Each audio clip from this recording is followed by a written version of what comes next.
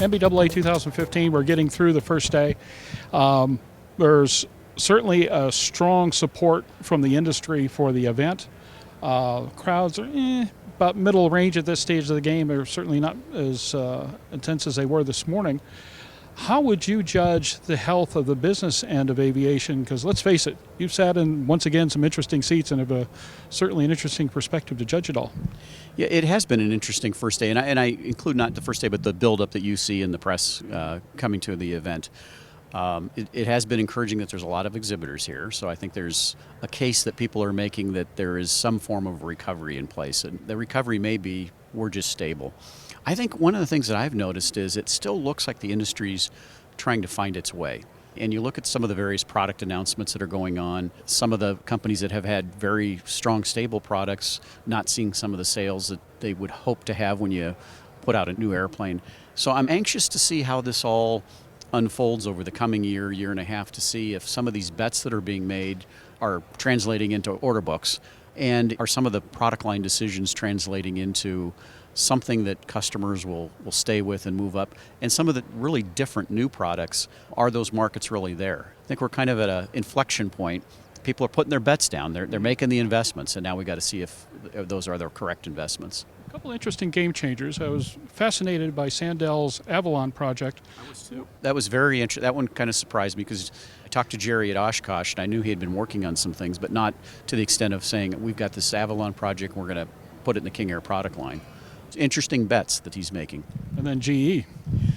GE with the engine program, that's a big step. I'm fascinated. I'll have to talk to my friends at Cessna about the risk of putting an engine that will not essentially have anything other than the testing that goes on at GE on a single engine turboprop. So there has to be a lot of confidence that it's going to come out of the new design relatively mature and with extremely high reliability.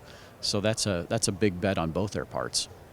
And finally, we're going to see Honda jets in people's hands inside of a couple of days. Yeah, it sounds like deliveries are about ready to occur. And I've run into a couple people I know internationally that are here that are representing Honda as distributors and dealers, and they're kind of long overdue to get that product in their hand, and we'll start seeing how it performs. And everything you hear, it's meeting all of its numbers, so that's encouraging. The big question will be, and Mr. Fujino and I have talked, is, as he knows, the customers are always asking for what's next. If I buy into this particular product from a capability that fits my need, I know I'm going to grow in need. What's on the drawing boards? Here you are, NBAA. It's been a couple of years since you took over EAA, and since your salad days at Cessna, and some of the best days Cessna had, let's face it. What advice does Jack Pelton, from the experience you've had at Cessna through the experience you've had now with this large membership organization, give to this industry to go forward, get its act together, and build a future that's worth sustaining? I think, part of it is we've got to be better marketers of what our industry is all about. I mean, as an industry, we're some of the worst at laying out the hurdles and the headwinds and all the other adjectives you want to use that imply a negativism, and we've got to start working to get beyond that. We've got to be very cohesive on working the true issues that affect our ability to grow. I think Gamma, as an example, is doing a great job on the certification portion of the FAA. That has got to get fixed. The stories I hear walking around on how difficult it is to get an STC or get anything done is just causing people to not want to innovate. Yeah, not want to innovate or not want to come out with new products that will drive some new revenue streams. So that's going to be critically important. One thing I have noticed between an association and running Cessna is members of an association are like customers, and Cessna had certainly had its customer. You got to stay focused on taking care of them, listening to understanding what direction, what are they seeing, as to where you should possibly be going or making your investments. So that's going to be critical as an industry, is are we staying tuned in with what that requirement is out in the future, so that we just don't become irrelevant and make ourselves irrelevant by not having done the right things from a technology standpoint. I think that's going to be very, very important.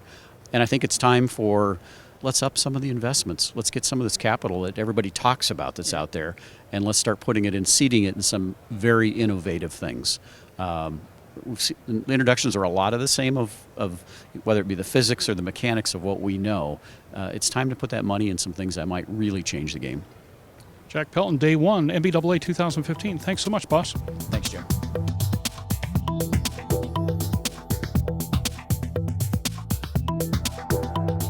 Aero-TV is brought to you by True Blue Power advanced lithium-ion main-chip batteries feature proprietary nanophosphate technology. They deliver 3 times the energy density and are more than 40% lighter than lead-acid or NiCad alternatives. RTCA tested, FAA certified, available to OEMs today.